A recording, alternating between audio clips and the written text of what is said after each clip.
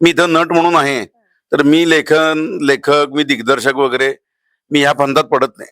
दिग्दर्शकाला त्याचं काम दिलेलं आहे, निर्मात्यानं त्याला पैसे दिले, तिथे आपल्याला त्या कामाचे पैसे दिलेले नाहीये, तर आपण ते काम करायला जाऊ नये. फिल्म स्कूल्स आहेत, मीडिया स्कूल आहेत, त्याच्यानंतर काय मास कम्युनिकेशन्स आहेत, त्याच्यानंतर मुख्य दिग्दर्शकाला असोसिएट म्हणून करणारी काम करणारी बरीचशी मुलं आहेत. आता फिल्म स्टुडंट आणि मास मीडिया मधनं बाहेर पडलेल्या डिरेक्शनच्या मुलांनी काय करायचं? भजीच्या गाड्या लावायच्या. नमस्कार, मी निकिता मराठी मनोरंजन विश्वमध्ये तुमचं स्वागत करते. आणि सुपर डुपर हा नवा कोरा सिनेमा प्रेक्षकांच्या भेटीला येणार आहे आणि त्या सिनेमातले कलाकार आणि दिग्दर्शक सुद्धा माझ्यासोबत आहेत. सर्वात आधी तर कसे आहात? मस्त, मजेत. सुपर डुपर चित्रपटासारखे सुपर डुपर आहात का? Super duper. काय सांगाल एकंदरीत चित्रपटाबद्दल आणि कशा पद्धतीने प्रमोशन सुरू आहे? किती मजा येते, सिनेमा रिलीज होणार आहे, किती एक्साइटमेंट आहे? पुढे उत्तर द्यायचंय. दिग्दर्शक नाही, खूपच मजा येते. आणि आम्ही खर तर शूट केल्यानंतर मध्ये जे पोस्ट प्रोडक्शनचा वेळ असतो तो गेला. आम्ही आमच्यात थोडा दुरावा कामानिमित्त आला होता, पण आता परत एकत्र आल्यानंतर परत तीच धमाल मस्ती आणि खूप खूप मजा येते. मला एक सांगावंसं वाटतंय, जेव्हा मी टीजर बघितला ना सिनेमाचा, तेव्हा मला थोडंसं कन्फ्युज व्हायला झालं की हे काय आहे एक्झॅक्टली. ते आम्हाला करायचं होतं. देन त्याच्यानंतर मी ट्रेलरची वाट बघितली. मी ट्रेलर पूर्ण बघितला. मला इतका ट्रेलर आवडलाय ना प्रचंड. कसं असतं ना, प्रेक्षक ना कोणत्याही गोष्टीला योग्य तो प्रतिसाद देतात. म्हणजे ते चांगलं दिसलं तर चांगलंही बोलतात, वाईट दिसल्यावर वाईटही बोलतात. पण जेव्हा मी ट्रेलर बघितला, मला इतका प्रचंड ट्रेलर आवडला आणि म्हटलं वाव, ती भारी कॉन्सेप्ट आहे ही. तेच मला तुम्हाला भेटून सांगायचंच होतं, तुम्ही सांगितलं. Thank you so much. मी तुमच्याकडे येईन. किती मजा वाटतेय, एक्साइटमेंट आहे सिनेमाबद्दल आणि मला तुमच्या भूमिकेबद्दल सुद्धा जाणून घ्यायला आवडेल. प्रत्येक सिनेमा रिलीज होताना एक्साइटमेंट ही असतेच असते, 100% असते. खरं तर ते शूटिंग झालं, डबिंग झाल्यानंतर त्या प्रोसेसमधनं त्या अर्थाने ऍक्टर म्हणून किंवा बाय डिरेक्टर हा त्या प्रोसेसमध्ये शेवटपर्यंत असतो, रिलीज होईपर्यंत किंवा पोस्ट रिलीज सुद्धा असतो. अभिनेता म्हटल्यानंतर आमचा तसा डबिंग नंतर संबंध संपलेला नसतो, तो डायरेक्ट येतो, रिकनेक्ट होतो. मी परत प्रमोशनच्या वेळेला कनेक्ट होतो. त्यामुळे सगळ्या जुन्या गोष्टींना उजाळा मिळणं, त्यातून अरे हे झालं होतं, ते झालं होतं, त्या गोष्टींची मजा घेणं हे चालू आहे. आणि प्रमोशन करताना मजा येते. तुमच्यासारखी वेगवेगळे लोक भेटतायत, वेगवेगळे प्रश्न विचारतायत, ट्रेलर आवडल्याचं सांगतायत, त्यामुळे छान वाटतंय. भूमिकेबद्दल काय सांगाल? वडिलांची भूमिका आहे या चित्रपटामध्ये. आपल्याकडे अजूनही जर बघायला गेलं तर आपल्या इथं कुटुंब व्यवस्थेचा प्रमुख हा जो आहे हा वडीलच आपल्याकडे मानला जातो. पण त्याचबरोबरीने घरांमधल्या स्त्रियांचं महत्व सुद्धा तसंही अधोरेखित केलं गेलेलं आहे आपल्या इथे. आणि हा जो बाप आहे हा ह्या सगळ्यांवरती एक ओव्हरव्ह्यू ठेवून बघणारा माणूस आहे हा, की कोणाचं काय चाललंय, कशा पद्धतीने राहतायत, काय काय अडचणी येत आहेत आणि त्या सॉल्व्ह करण्याचा प्रयत्न करणारा हे बापाचं कॅरेक्टर आहे. तर तुमच्याकडे येईल, काय सांगाल भूमिकेबद्दल आणि सिनेमाबद्दल? उत्तम लिहिलेला सिनेमा आहे. आमच्या इथे ते कॅप्शन जरा वाचा एकदा ती. इडापिडा जाऊ आमचं घर आमचंच राहो, एक गाव दोन तुकडे. आम्ही त्याचं वाटून घेतलेलं आहे त्यातलं ते, की शाण्या माणसानं कोर्टाची पायरी चढू नये. आता हे अशी 2-3च म्हणजे पोस्टरवर जागा नाहीये म्हणून अशी एक अजून एक 5-50 तरी शब्दप्रयोग याच्यावर येतील, वाक्प्रचार वगैरे. एक इतक्या सगळ्या पात्रांचा सिनेमा लिहिणं एक अत्यंत अवघड. एवढी सगळी पात्र महत्वाची बनवणं, मग ते दिग्दर्शकाला चॅलेंज येतं. ते मग ती गोष्ट तशी असते म्हणून ती सगळी पात्र येतात. त्याच्यात तुमच्या वाट्याला जे काही येतं त्याच्यात मी ज्या कुटुंबाचं शशांक आणि निर्मिती ते आई वडील आहेत त्यांचा मी मोठा मुलगा आहे. घरात लहान मुलं आहेत, घरात प्राणी आहेत आणि ते जे दिसतं ना तुम्हाला, तो दरवाजा जो आहे तो दोन्ही बाजूनं तिकडनं ते ढकलतात, इकडनं हे जे ढकलत आहेत. हा जो आमच्या सिनेमातला जो दरवाजा आहे, ह्या घर सिनेमाचं हे प्रमुख पात्र आहे की तो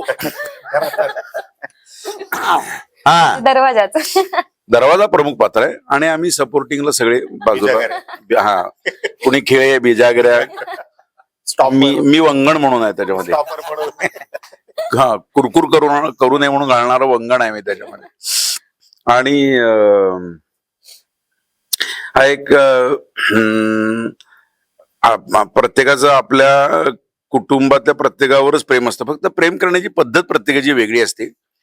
तसं नम्रता माझ्या पत्नीची भूमिका करते. त्याच्यापेक्षा ह्यातलं माझं पात्र असं आहे की मी नम्रताच्या पतीची भूमिका करतोय. कारण अशी कर्तृत्ववान अशी घरची मोठी सून, तिचा कमस्सल नवरा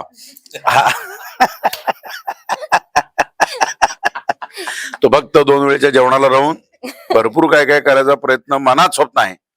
ते बाया सिनेमातलं आधीचं वाक्य जे आहे ना, मनात आहे नसते पण बॉडी नाही म्हणते, असे ते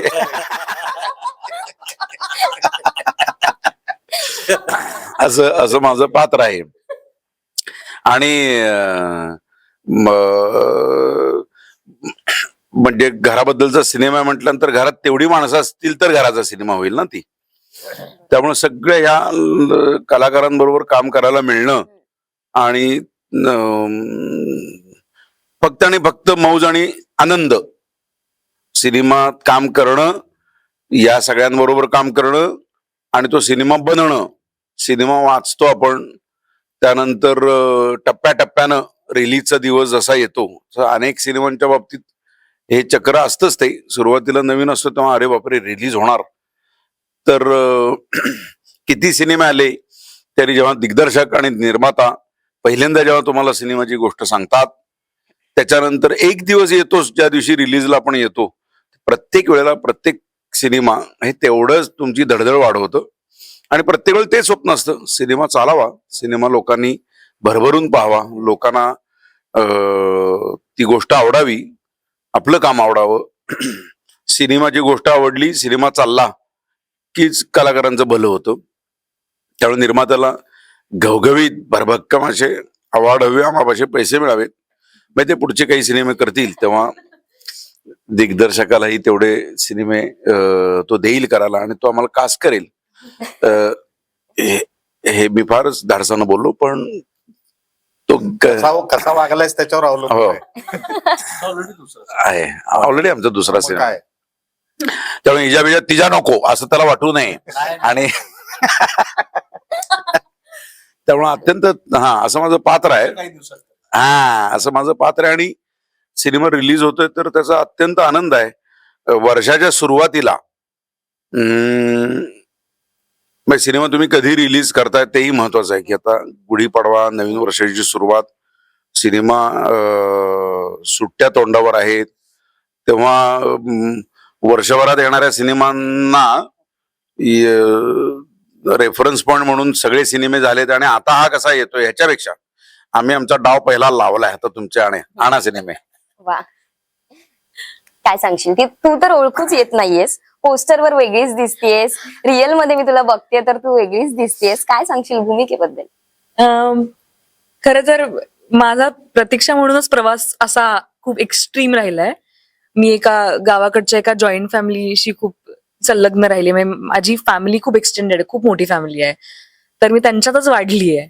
सो तो एक भाग माझा. आणि माझा एक दुसरा भाग जो इंजिनिअरिंग केलं, दिल्लीला जाऊन आले NSD ला, आणि आता मुंबईत आहे. सो हे जे एक्स्ट्रीम वर्ल्ड मी बघते, तर त्याचं ब्रिज मला असं वाटतं की तो हाच आहे की जेव्हा तुम्ही कॅरेक्टर्स करता वेगवेगळे. नाहीतर आजही जेव्हा मी गावी जाते तेव्हा मी अशी नाही राहत किंवा अशी नसते.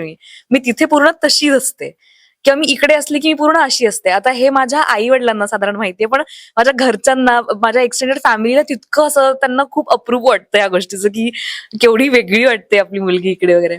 तर मला वाटतं माझ्या पर्सनल ह्याचं पण, कॅरेक्टरचं पण हेच आहे की तुम्ही जेव्हा वेगवेगळे कॉस्ट्युम्स हे करता, वेगवेगळे छटा हे करता, वेगवेगळे कॅरेक्टर तुम्ही स्वतःवरती ओढता, तेव्हा तुमचं ते पूर्ण वेगळंच दिसतं. म्हणजे समहाव तुम्ही काही त्याविषयी करा किंवा हे करा.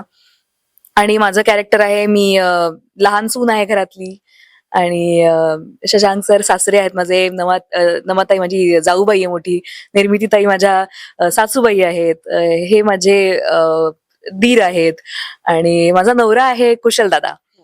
मी असं म्हणायला खरं हेच वाटतं, पण कुशल दादाच म्हणते मी.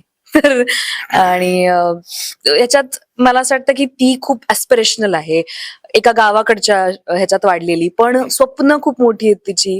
तिने बघितलंय लोकांचं आयुष्य बदलताना बघितलं, तिला खूप मोठी स्वप्न आहेत. तिची ती ज्या पद्धतीने थोडीशी गावाकडे थोड्याशा रेस्ट्रिक्टेड वातावरणात असू शकतो आपण किंवा त्याच्यात असू शकतो, पण तिला तिची स्वप्न मोठी आहेत, तिला अजून पुढे काहीतरी करायची इच्छा आहे, ती ते फिगर आउट करतीये, त्या सगळ्या स्वप्नांना अजूनही फिगर आउट करते, पण तिला नक्कीच हे माहितीये की मला या ह्याच्यातनं बाहेर पडायचंय आणि काहीतरी मोठं बघायचंय. सो त्याच्यातनंच या घराला ऍक्च्युली आपण म्हणजे घर घेण्याच्या इकडे किंवा नवीन शहरात शिफ्ट होण्याच्या इकडे, नवऱ्याची नोकरी, या सगळ्या निमित्तानं ती या ऍस्पिरेशन्सच्या मागे आली इकडे या शहरात तिच्या पूर्ण फॅमिली सोबत. आणि पूर्ण फॅमिलीनी खूप मोठ्या गोष्टी स्टेकर. आजकाल आपण जेव्हा गावाकडनं येतो शहरात किंवा हे करतो, शहराचं lifestyle is a very different, आणि गावाकडनं तुम्ही ज्या शिफ्ट होऊन येता तर फायनान्शियली सुद्धा खूप वेगळ्या गोष्टी असतात.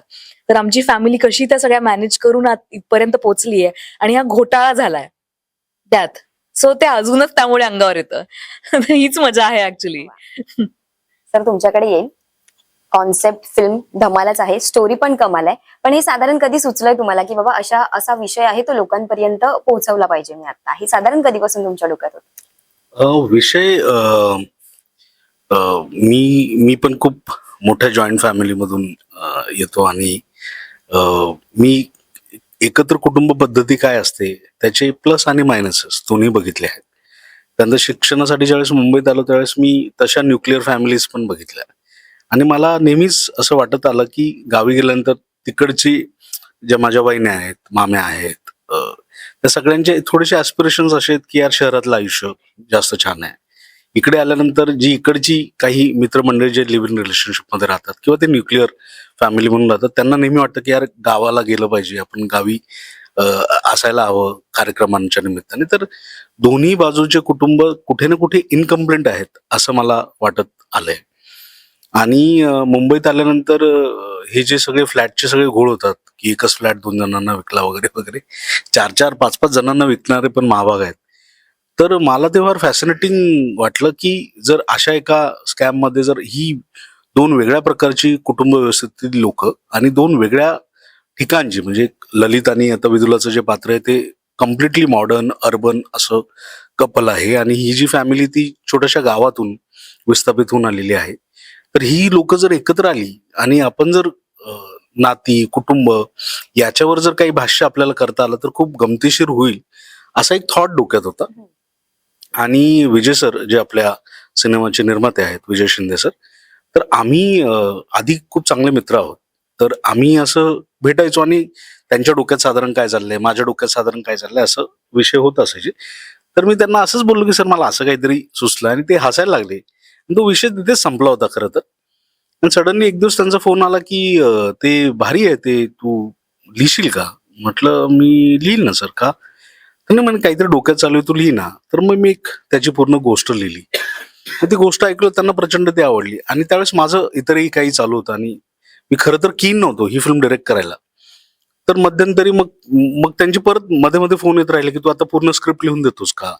म्हटलं हा. मी तर असंच प्रोसेसमध्ये लिहित गेलो, करत गेलो, आणि मग ते मध्यंतरी काळात दुसरं कोणीतरी डायरेक्ट करणार इथपर्यंत ते सगळं ठरत होतं. पण विजय सरांचं नेहमी होतं की तू ज्या प्रकारे मला ऐकवतो मला ती वाईबच कुणाकडून येत नाहीये. म्हटलं सर मला तर आता अवघड वाटतं ही फिल्म डायरेक्ट करणं, माझं खूप वेगळं काय काय चालू होतं. पण एक दिवस ते मला बोलले की समीर 1 वर्षाने हो, 2 वर्षाने हो, 3 वर्षाने ही फिल्म तूच डिरेक्ट करायची आणि मी ती बनवणार. आणि मध्ये असं घडलं की एक मी प्रोजेक्ट करत होतो, थोडा पुढे गेला, आणि त्याच सकाळी विजय सरांचा फोन आला की अरे त्या फिल्मचं काय करूया, मला असं वाटतं ती आपण करायला हवी. म्हटलं सर करूया, चला मी डायरेक्ट करतो. आणि मग तिथून हा सगळा प्रवास सुरू झाला. मग ते खूप पाठीशी खंबीर उभे राहिले. मग नरेश बोडे सर आले, आता झी स्टुडिओज आहे, भवेश सर आहेत.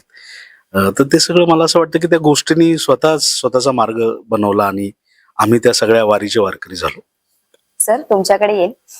आजवर अनेक भूमिका केल्यात, वेगळ्या धाटणीच्या भूमिका केल्यात, पण प्रत्येक वेळी एक भूमिका निवडताना साधारण काय डोक्यात असतं तुमच्या? नाही, मुळात आपण भूमिका निवडतो हे म्हणणं चुकीचं आहे. ती भूमिका तुम्हाला निवडत असते. त्यामुळे ऍक्टरने अजिबात पाच करायचं नाही की मी हे निवडलं म्हणून, अजिबात नाही. ती शोधत येते तुम्हाला. ते कॅरेक्टर आहे ना, शोधत येतं तुम्हाला. ते हो करायचं का नाही करायचं हा फक्त तुमचा कॉल असतो. ते शोधत येतं, आणि ती शोधत येतं त्यामागं बऱ्याच लोकांचे कष्ट असतात. लेखक आहे, दिग्दर्शक आहे, त्यांचेही कष्ट असतात. त्यांनी काहीतरी बघितलेलं असतं तुमच्यामध्ये, म्हणून ते तुमच्याकडे येतं. ते आणि ते आल्यानंतर हो का नाही, तर ते काहीच कारण नसेल नाही म्हणायला, तर ते करावंच ना माणसाने ते. आणि हे छान कॅरेक्टर आहे ते. वेगळी शेड दाखवतो तुम्हाला तुमच्या मधली. अरे आपण असंही बघू शकतो का, हे तुम्हाला एक्सप्लोर करून बघता येतं, जे प्रत्यक्ष आयुष्यात जगताना शक्य नसतात गोष्टी. सर तुमच्याकडे येईल. लेखक, दिग्दर्शक, अभिनेता अशा तिन्ही भूमिका तुम्ही खूप उत्तमरित्या पार पाडताय आयुष्यात.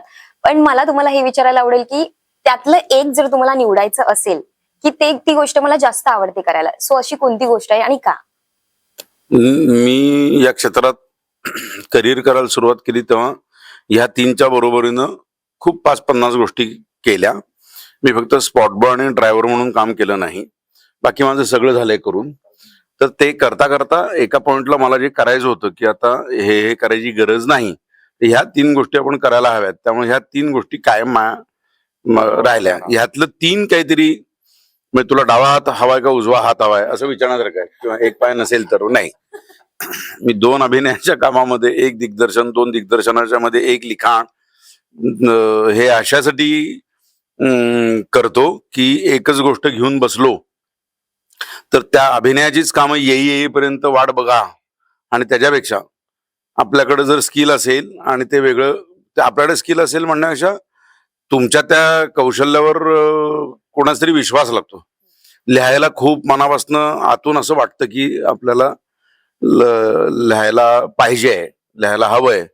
मला ज्या प्रमाणात वाटत असतं त्या प्रमाणात प्रत्यक्ष लिहायला वेळ मिळत नाही. पण मी जेव्हा लिहितो, मी एकदा एक गोष्ट हातात घेतली की ती पूर्ण झाल्याशिवाय दुसरी कुठली करत नाही. मग ते एका पद्धतीच्या कामाचा एक थकवा असतो. लिखाण म्हणजे बाळणपणासारखं आहे ते. मग ते सगळं झाल्यानंतर असं होतं की चला, मी ह्या 3 गोष्टी अशासाठी करतो की चेंज ऑफ वर्क हाच माझा विरंगुळा आहे.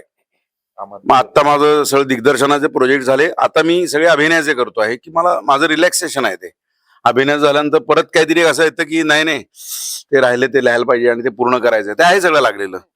त्यामुळे मी स्वतःला जिवंत ठेवतो आणि काय काय करता येऊ शकतं तर ह्या गोष्टी निश्चित केल्या. ह्या 3च गोष्टी करत राहायचं, यातलं एक कुठलं असं काही नाही.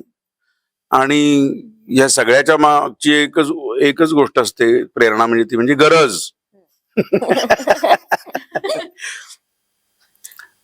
पण मी मात्र एक नक्की पाळतो की मी जिथे जे म्हणून जातो ना, मी तेवढंच काम करतो. मी इथं नट म्हणून आहे तर मी लेखक, मी दिग्दर्शक वगैरे, मी ह्या फंदात पडत नाही.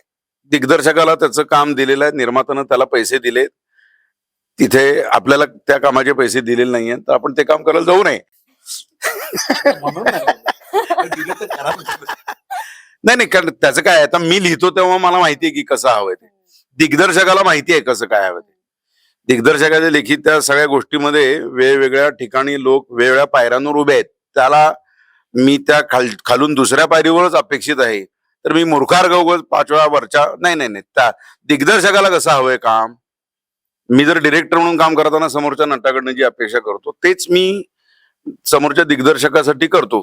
लेखकानं जे लिहिलेलं जे आहे, सीन सुरू असताना दिग्दर्शक चर्चा होते की अरे हे असं वाटतंय, हे वाक्य नाही घेतलं, किंवा हे फक्त आता सीन करता करता आपोआप आलं. आणि मी कधीही हे असं का लिहिलं तसं का लिहिलं, मी एन्जॉय करतो, कारण त्यानं काहीतरी विचार केलेला असतो.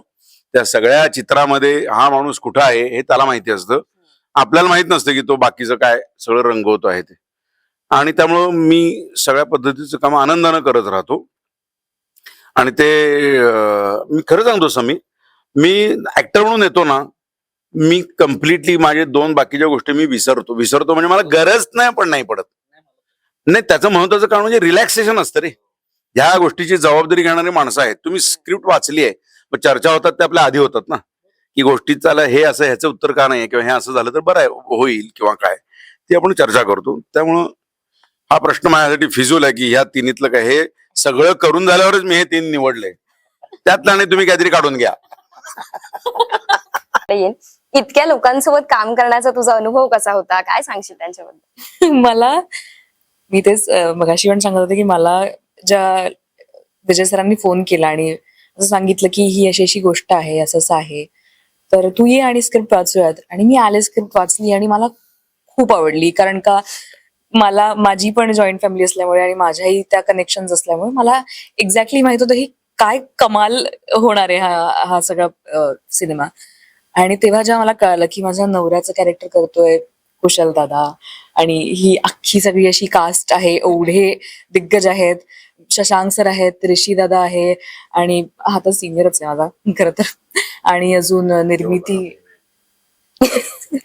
निर्मिती ताई आहेत, नमाताई आहेत आणि असं ललित आहे, विदुला आहे. तर या सगळ्यांसोबत आपण कसे हे होणार असं झालं. पण इन्स्टिट्यूशन नंतर आपण जेव्हा शिक्षण घेऊन येतो तर त्याचं अप्लिकेशन करायला अशी कुठली तरी कास्ट जर का तुमच्या सोबत असेल आणि असा ऑन्सॉम्बल असेल तर ती स्टोरी टू सिनेमाची जी जर्नी असेल ती किती सुंदर होऊ शकते याचं खरंच एक खूप चांगलं उदाहरण आहे हा सिनेमा. म्हणजे हे तुम्हाला स्क्रीनवरती तर कळेलच, ही केमिस्ट्री खूपच अफलातून आहे. एक अगदी शेवटचा प्रश्न आहे, म्हणजे तो अगदी थेटच विचारतेय मी. मराठीत ना वेगवेगळ्या विषयांवर चित्रपट बनतात आणि ते प्रचंड कमालीचे असतात, पण काही वेळा काय होतं की एकाच दिवशी ना 2 ते 3 चित्रपट एकाच दिवशी रिलीज होतात. सो इथे कुठेतरी ना आपल्याला स्पर्धाच दिसते मराठी इंडस्ट्रीमध्ये. पण हे कुठेतरी नाही व्हायला पाहिजे, की ह्याच्याबद्दल तुमचं मत काय, एक सिनियर कलाकार म्हणून? मराठीतच असं होतं असं काही नाही. जगात आता 365 दिवसापैकी आठवडे आता 52च आहेत. त्यामुळे आता शुक्रवारीच सिनेमा रिलीज होत आलेला आहे. इथून पुढे जर असं ठरवलं की नाही आता सोमवारी पण रिलीज करूया किंवा गुरुवारी पण होईल आणि बुधवारी रिलीजचे तारखा जर बदलल्या किंवा ट्रेंड बदलला तर 362 सिनेमे येतील. हिंदीत सुद्धा एकाच दिवशी रिलीज होणारे मोठ्या प्रोडक्शन हाऊसेसचे एकाच दिवशी 5-5, 6-6 सिनेमे रिलीज होतात. आता किती सिनेमे बनतात आणि भागिले 52, त्याला काय ह्या गणिताला काय भागिले 52 काय चुकत नाही तुमचं. मग त्यातलं सुद्धा असं होतं की पावसाळ्याचे दिवस आहेत, अन्य काहीतरी परीक्षांचा सीझन आहे, अमुक काही आहे, पितृ पंधरवडा आहे. त्या 52 पैकी मग तुमच्याकडे बऱ्याच वेळेला असे 25च उरतात, 25 ते 30. आता सिनेमे जर 100 असतील आणि 25 ते 30 न भागायचं असेल तर 3 ते 4 सिनेमे प्रत्येक शुक्रवारी येणारच की. आणि अमुक एक सिनेमा त्यांनी कसा केलाय आणि कसा काय ह्याचं काय कोणाला माहित नसतं काय. कोणीतरी तिथे रांगेत जाऊन आपला पहिला रुमाल टाकते की माझं ह्या तारखेला येणार आहे, तर त्यावेळी कोणीतरी 4 जण येणारच आहेत. आणि ह्यातला कुठला चांगला आहे, कुठला वाईट आहे आणि काय वगैरे प्रत्येक निर्माता दिग्दर्शकाला आपला सिनेमा उत्तमच वाटत असतो. ते काय जे यश आहे ते सगळं प्रेक्षक ठरवतात. त्यामुळं हे होणारच आहे, काय दुसरा काय ऑप्शनच नाही आहे काही. मुळात आहे ना आपल्याकडे हा प्रश्न का विचारला जातो हेच मला कळत नाही. मुळात फिल्म स्कूल्स आहेत, मीडिया स्कूल आहेत, त्याच्यानंतर काय मास कम्युनिकेशन्स आहेत, त्याच्यानंतर मुख्य दिग्दर्शकाला असोसिएट म्हणून करणारी काम करणारी बरीचशी मुलं आहेत. आता फिल्म स्टुडंट आणि मास मीडियामधनं बाहेर पडलेल्या डिरेक्शनच्या मुलांनी काय करायचं? भजीच्या गाड्या लावायच्या? त्यांनाही करायच्याच आहेत ना फिल्म, सगळ्यांना फिल्म्स करायच्या आहेत. म्हटल्यानंतर एका वेळेला 4 ते 5 जण येणार. अदरवाईज मग फिल्म स्कूल बंद करून टाका, दिग्दर्शकच तयार होणार नाहीत मग अजिबात. तर आपल्याला आपलं स्ट्रक्चर बदलायला पाहिजे ना त्याच्यासाठी, की जर इतक्या मोठ्या प्रमाणात फिल्म मेकर्स येतात, बरं ते फिल्म मेकर्स येतात म्हणजे तुमच्या काहीतरी एका ठराविक समूहाच्या आर्थिक गरजा पण भागवल्या जातात ना त्याच्यामधून. तर त्या रिलीजला काय त्याला दुसरा पर्याय असू शकतो हा शोधायला पाहिजे त्याच्यामध्ये. तुझा प्रश्न बरोबर आहे, अगदीच बरोबर आहे. आणि तो फिल्म रिलीजला आल्यानंतर भेडसावतो की अरे आपल्या बरोबर अजून कुठले सिनेमे येणार आहेत. तर त्याच्यात थोडीशी जर चर्चा होऊ शकते आपापसात. जसा हा एक कौटुंबिक सिनेमा आहे तर कमीत कमी एवढं की एक कौटुंबिक सिनेमा बरोबर दुसरा कौटुंबिक सिनेमा आणूया नको, दुसऱ्या जॉनरची फिल्म आणूया. कधी कधी तर म्हणजे इतकं भीषण होतं की एकाच ऍक्टरच्या 3 फिल्म आहेत. आता मग कोणाला चूज करायचं हा प्रश्न आहे. तर डिस्ट्रीब्युशन जे करतायत, प्रोड्युसर जे आहेत आणि डिरेक्टर यांनी जर एक चर्चा केली की ऍटलिस्ट एक जॉनरच्या फिल्म नको यायला, आणि आपल्याकडे भरपूर ऑडियन्स आहे, त्यांना वेगवेगळ्या जॉनर्सच्या फिल्म बघायच्या आहे, फक्त एका जॉनर्सच्या फिल्म जर आपण टाळू शकलो तर ते छान होईल. आणि सर म्हणाले तसं किंवा शशांक सर असो, ऋषी सर म्हणाले तसं सिनेमे तर येतच राहणार आहे. पण एक व्यवसाय म्हणून एक इंडस्ट्री टिकवण्यासाठी आपण एवढं जरी करू शकलो, एवढं जरी एकमेकांशी संवाद साधू शकलो तर छान होईल. तुझा प्रश्न अगदी योग्य आहे आणि तो मलाही पडतो. येस, तुमच्याशी बोलून खूप छान वाटलं. एकदा सिनेमाबद्दल काय सांगाल प्रेक्षकांना? सर 3 एप्रिलला सिनेमा रिलीज होतो आहे. हा कधीतरी OTT वरील टीव्हीवर बघू तसं काय तो येणार नाही, काही सांगितलेलं नाही टीव्हीवर वगैरे येणार आहे. त्यामुळे जायचं पटकन एकदम बुकमाय शो. हातात तिकीट हे आहे, तिकिटाचे दर स्वस्त आहेत, त्यामुळं तिकीट काढायचं आणि मजा घेऊन यायची. आणि सहकुटुंब सहपरिवार हा सिनेमा बघा. हा एंटरटेनमेंटचं पूर्ण पॅकेज आहे. उन्हाळ्याची सुट्टी आहे, त्याच्यामुळे प्लीज प्लीज प्लीज चित्रपटगृहात जाऊन हा सिनेमा सगळ्यांनी मजा करा आणि बघा प्लीज. नावच सुपर डुपर आहे, त्यामुळं सुपर डुपर 3 तारखेला नक्की या. आणि ही जी वरती आम्ही लाईन लिहिली आहे, प्रेक्षकांच्या मनावर होणार कब्जा, तर ती खूप मनापासून मीच लिहिलेली लाईन आहे. आणि मला असं वाटतं की सिनेमात जरी तशा अर्थाने कब्जा असला तरी तुमच्या मनावर आम्हाला प्रेमाचा कब्जा कसा करता येईल याच्यासाठी आम्ही अहोरात्र मेहनत घेतली आहे. तुमच्या कष्टाच्या पैशाची आम्हाला किंमत आहे आणि ती किंमत तुम्ही चित्रपटगृहात आल्यानंतर तुम्हाला तो पैसा वसूल झाल्यासारखा नक्की वाटेल आणि तुमच्या उन्हाळ्याच्या सुट्ट्या एकदम मजेशीर जातील याची हमी आम्ही घेतोय.